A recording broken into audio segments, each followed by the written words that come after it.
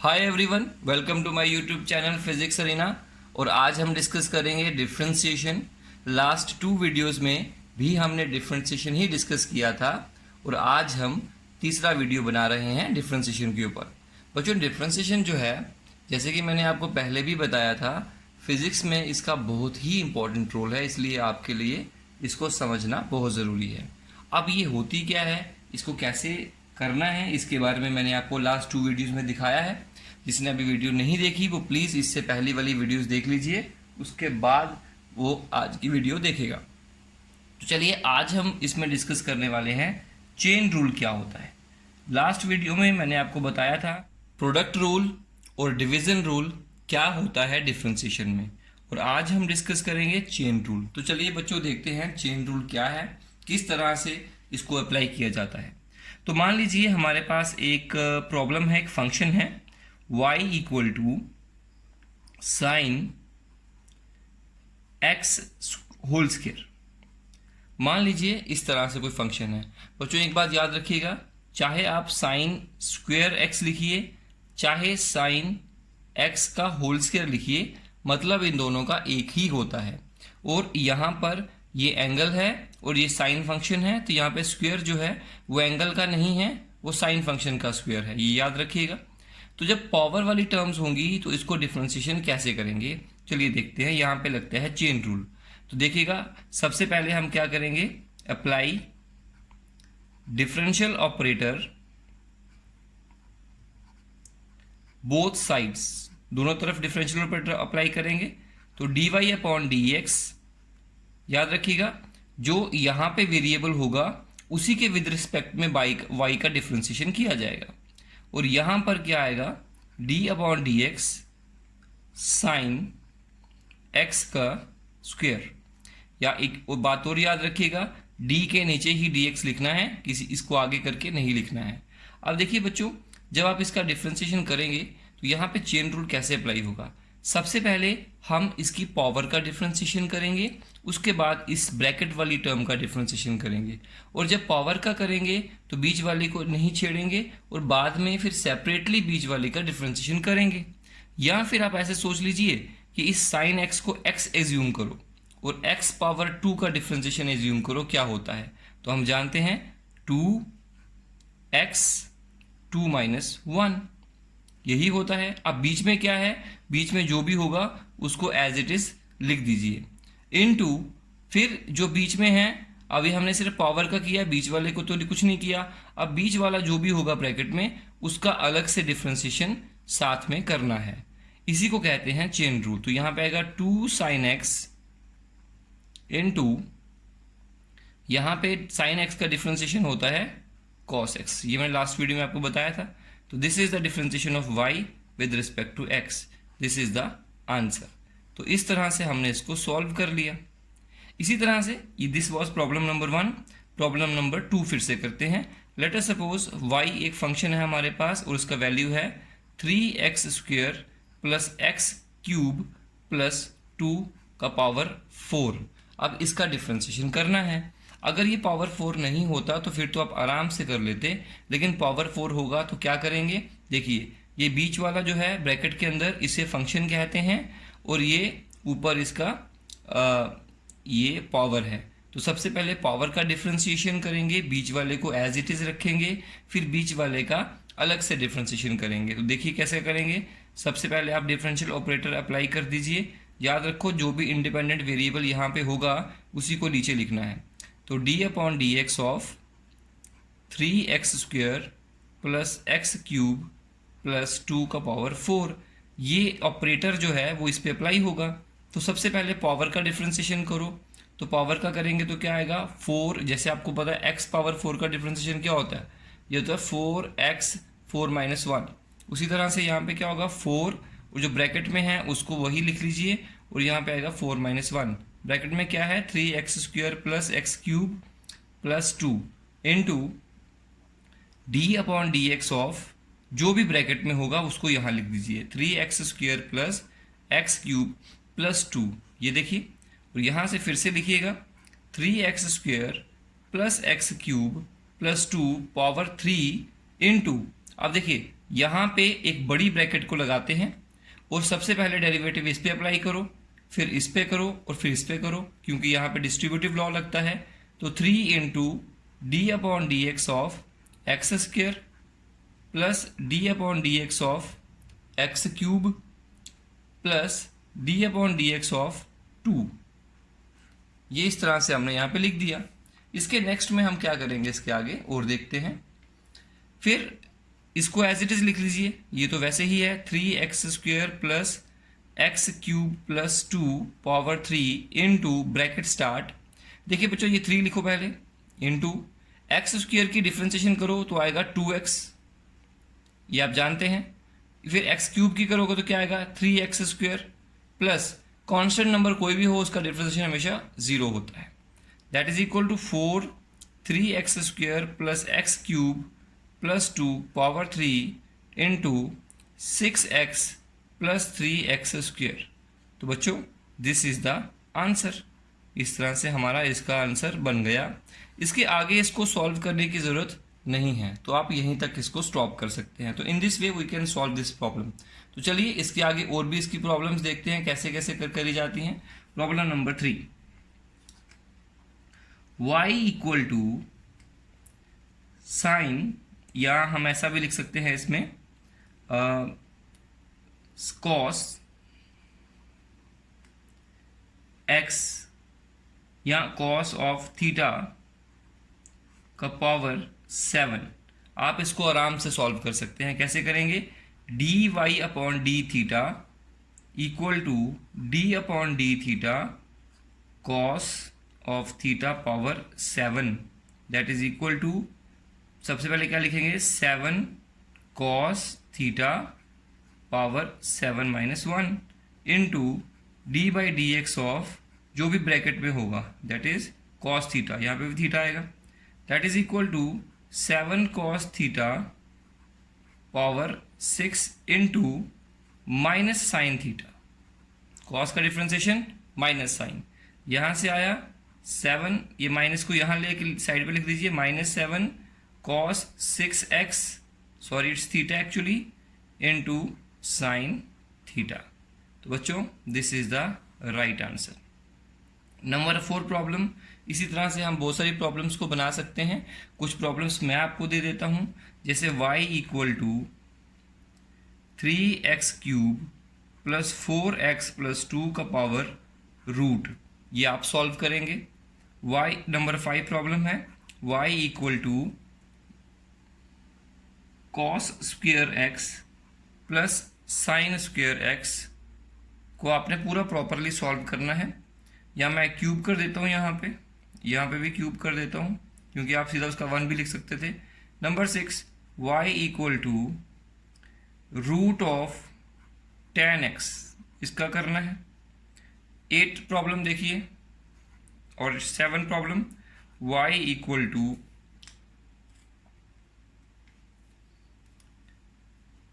log x power 7। Number 8 problem देखिए, y equal to cot 7 theta. तो ये problems जो हैं ये आपने सॉल्व करने हैं। बच्चों ये चेन रूल का एक स्टेप है, इसके बाद हम चेन रूल को दूसरे लेवल पे भी अप्लाई करते हैं। चलिए बच्चों, मान लीजिए हमारे पास एक फंक्शन है y equal to sign 2x। तो देखिए इसमें एंगल थोड़ा सा मॉडिफाई किया हुआ है, मतलब x की बजाय यहाँ पे क्या लिखा हुआ है 2x। तो इस तरह के फंक्शन को हम किस तरह से सॉल्व करेंगे, चलिए देखते हैं। डिफरेंशिएशन करना है इसका, d y upon d x equal to d upon d x of sine 2x, ये आया। यहीं से हम फिर इसका डिफरेंशिएशन करेंगे। तो बच्चों एक बात याद रखिएगा, सबसे पहले हम डिफरेंशिएशन करते हैं फंक्शन पावर की, और उसके बाद करते हैं फंक्शन की, और उसके बाद करते हैं अगर हो तो एंगल की। पहले पावर की, फिर फंक्शन की, फिर एंगल की। अब यहाँ पे पावर 1 है इसलिए करने की ज़रूरत नहीं है, पर यहाँ पे फंक्शन है तो पहले डिफरेंशिएशन फंक्शन की होगी, तो इसका क्या आएगा cos 2x। तो याद रखो जब फंक्शन की डिफरेंशिएशन होनी है तो एंगल को आपने वैसा का वैसा ही रखना है, और फिर बाद में एंगल का अलग से डिफ्रेंशिएशन कर लेना है।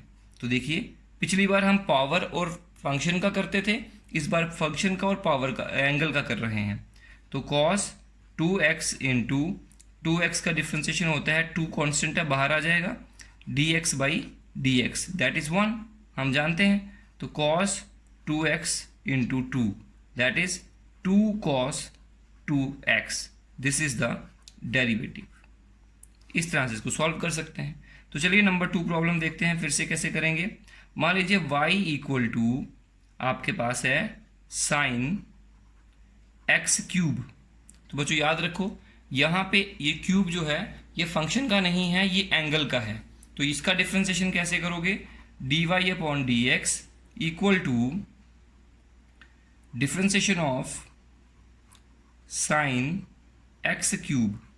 तो ये यहाँ से आएगा, साइन का पहले करिए तो आएगा cos x cube into differentiation of x cube, cos x cube into 3x square. ये आप जानते हैं इसका कैसे किया, ये आएगा 3x square into cos x cube.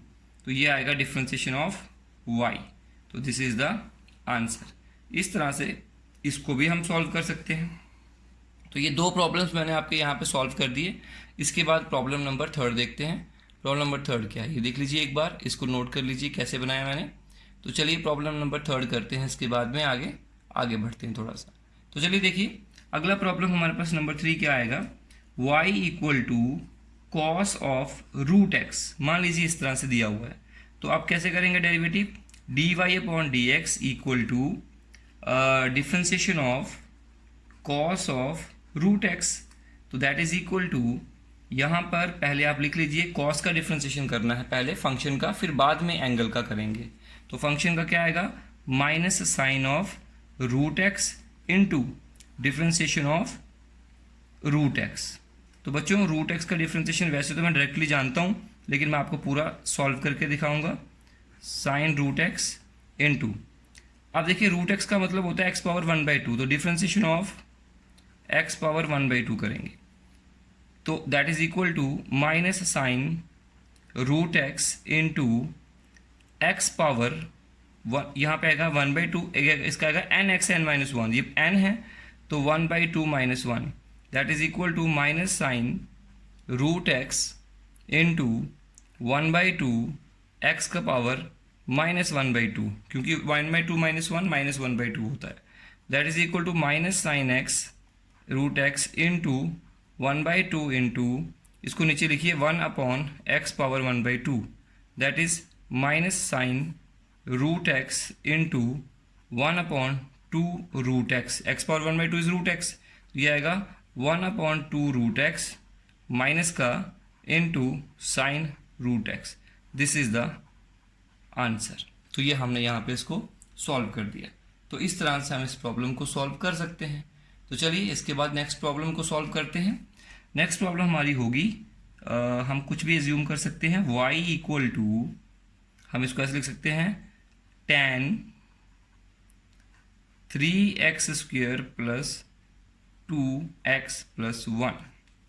Angle इस पर बहुत बड़ा है, तो इस बार कैसे करेंगे आप जानते हैं। मैं थोड़ा सा इसको सॉल्व करके छोड़ दूंगा यहाँ पे, उसके बाद आप सॉल्व करिएगा। देखिएगा ये आएगा डिफ्रेंशिएशन ऑफ, पहले आप पूरा लिखिएगा, कभी भी इसमें शॉर्टकट मत लगाइए। जब भी आप शॉर्टकट लगाने की कोशिश करेंगे तो आप अटक जाएंगे।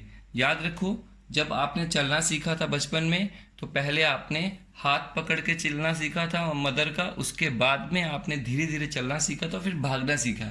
तो पहले दिन ही भागना मत स्टार्ट करिएगा, गिर जाओगे। इसीलिए जब भी इन प्रॉब्लम्स को सॉल्व करें तो हर एक स्टेप लिखें, शॉर्टकट मत लगाएं। जो बच्चे शॉर्टकट लगाते हैं वो कभी नहीं डिफ्रेंशिएशन सीख पाते। और ये इतना इंटरेस्टिंग और इतना ईजी टॉपिक है कि इसको तो हम बिना पढ़े ही सॉल्व कर सकते हैं। प्रॉब्लम देखा और झट से उसका डिफ्रेंशिएशन कर दिया।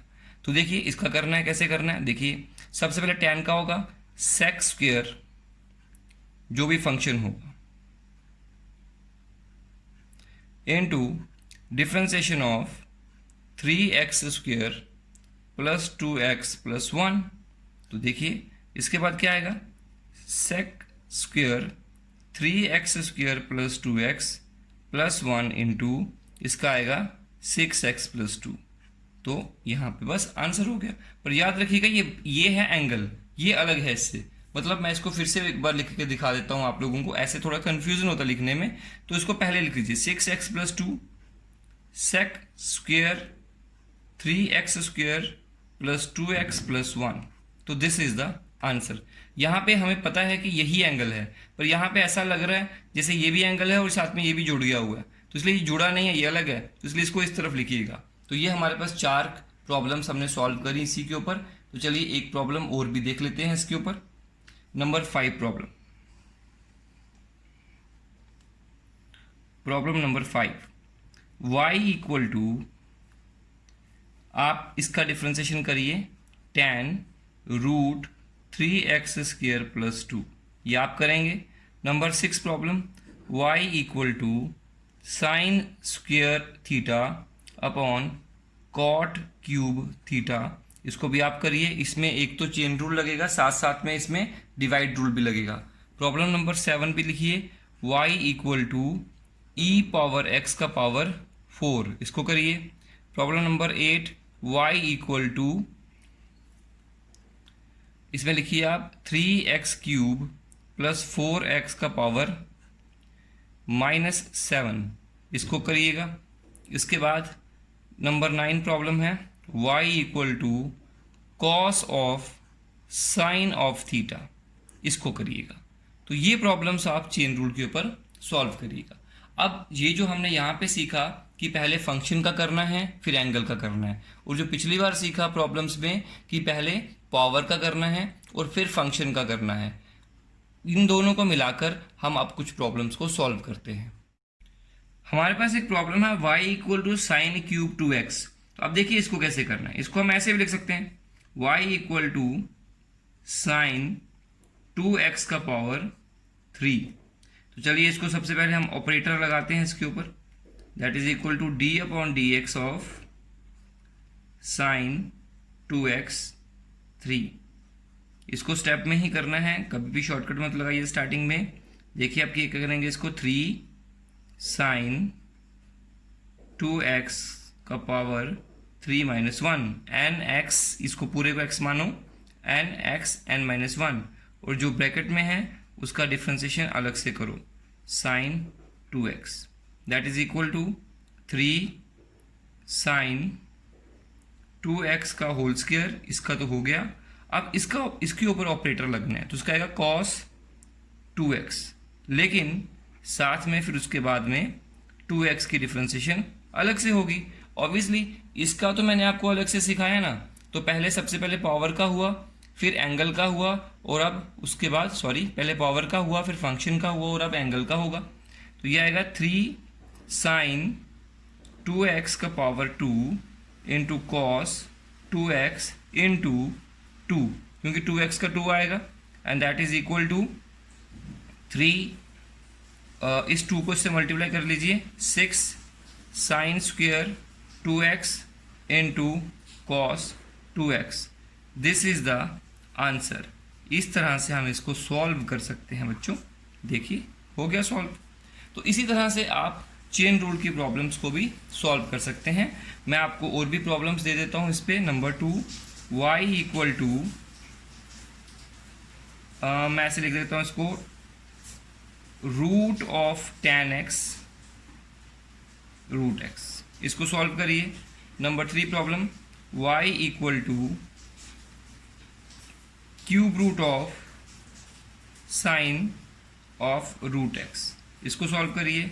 नंबर 4 प्रॉब्लम है इसके बाद, y equal to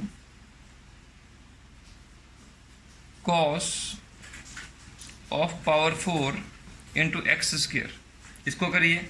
number 5, y equal to tan of cube into 2x² plus 4x plus 2, इनको आपने सॉल्व करना है। तो बच्चों अगर आप इनको सॉल्व कर लेते हैं, इसका मतलब आपको चेन रूल आ गया। तो इनको सॉल्व कर लीजिएगा बच्चों। इसके आंसर्स के लिए आप मुझे कमेंट बॉक्स में कमेंट कर सकते हैं, तो मैं आपके आंसर वहाँ पे वेरीफाई भी कर सकता हूँ। इसके बाद बच्चों हमें डिफ्रेंशिएशन की एप्लीकेशन पढ़नी है, समझना है कि हमें डिफ्रेंशिएशन कहाँ पर अप्लाई करना होता है। तो चलिए उसके बारे में थोड़ा समझते हैं। तो देखिएगा, अगर डिफ्रेंशिएशन वैसे हमें बताता क्या है, तो मैंने आपको इसका डेफिनेशन लिखवाया था। Differentiation is the instantaneous rate of change of dependent variable with respect to independent variable. मतलब ये हमें बताएगा कि डिपेंडेंट वेरिएबल का क्या चेंज है with respect to independent variable. मतलब इंडिपेंडेंट वेरिएबल को जब बदलेंगे तो डिपेंडेंट वेरिएबल भी बदलेगा, लेकिन किसी एक पर्टिकुलर इंस्टेंट टाइम पे कितना बदलेगा। तो अभी हमने लिखा इंस्टेंटेनियस। जैसे मैं आपको बताता हूँ, जैसे अगर हमें किसी पार्टिकल की डिस्प्लेसमेंट दी हुई है S 3t² + 2t + 1, this is the displacement of a particle at any instant t। मतलब किसी भी समय पर कोई पार्टिकल मूव कर रहा है, मान लीजिए, किसी भी समय पर उसकी कितनी डिस्प्लेसमेंट होगी, ये हमें वो बता रहा है। अब जैसे मान लीजिए कि हमें 2 सेकंड्स पर जाननी है डिस्प्लेसमेंट कितनी है, तो हम यहाँ पे 2 लिखेंगे, तो 2 यहाँ लिखेंगे और 2 यहाँ लिखेंगे, तो आएगा 4, 4 3 = 12, और यहाँ पे आएगा 4, 16 और 17। मतलब 2 सेकंड्स पर हमारा डिस्टेंस होगा 17 मीटर। टाइम के साथ डिस्टेंस बदल रहा है, इसका मतलब टाइम इंडिपेंडेंट क्वांटिटी हुई और डिस्टेंस डिपेंडेंट क्वांटिटी हुई।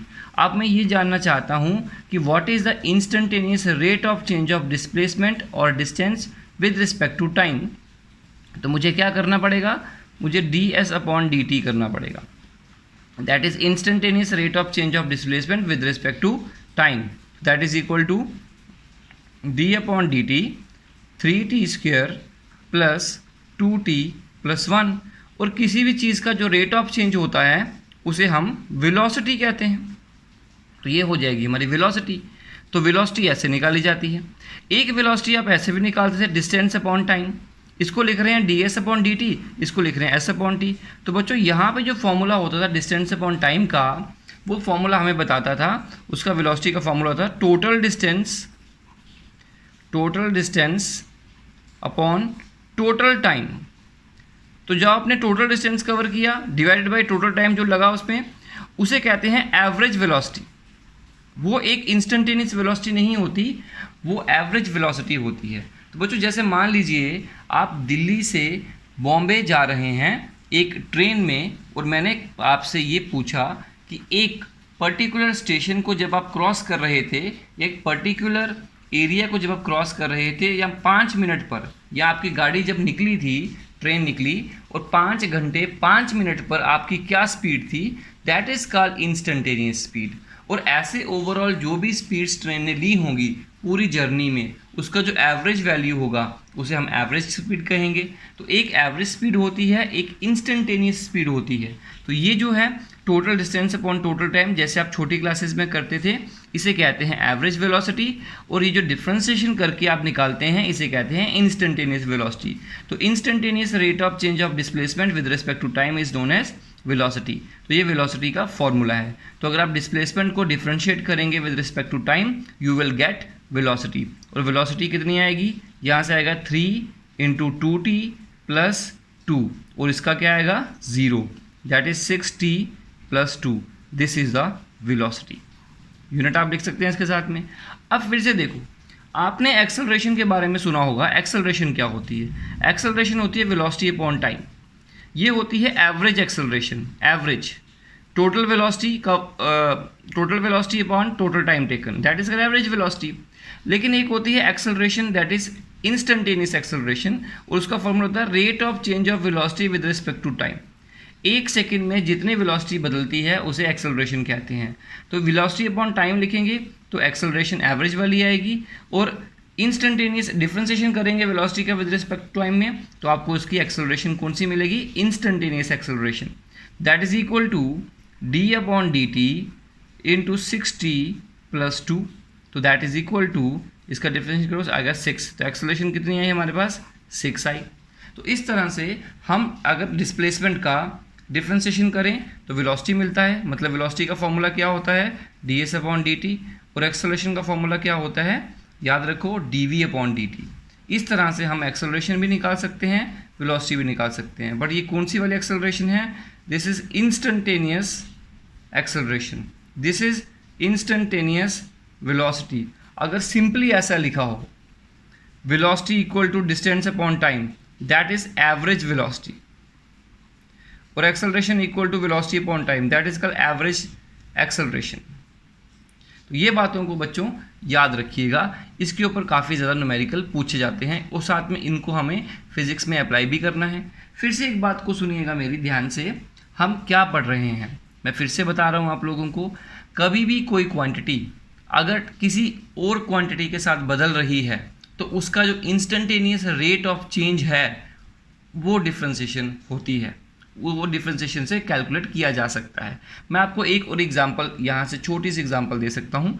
मान लीजिए हमारे पास में एक डिस्क है, you have a disc, metallic disc, और आप उसको हीट कर रहे हैं। आप जानते हैं जब एक मेटल को हीट किया जाता है तो हीट करने से उसका जो एरिया है वो इंक्रीज़ करेगा, मेटल्स एक्सपैंड ऑन हीटिंग।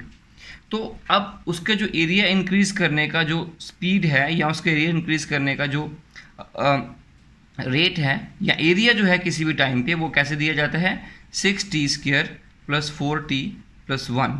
मान लीजिए किसी भी समय पर एरिया कितना है जो बदल रहा है तो बोलेंगे वो t पे डिपेंड करेगा, इस तरह से होगा। अब मैं जानना चाहता हूँ कि जब टाइम 4 सेकेंड था उस समय एरिया में कितना रेट ऑफ चेंज था, मतलब कि what is the rate of change of area at when the time was 4 second. अब जब मैंने कहा कि एरिया की स्पीड बताओ बढ़ने की जब टाइम 4 सेकेंड था, तो मुझे मतलब instantaneous rate of change of area बताना होगा। तो मुझे सबसे पहले क्या करना पड़ेगा, dA/dt निकालना पड़ेगा, that is equal to 6 × 12 t + 4।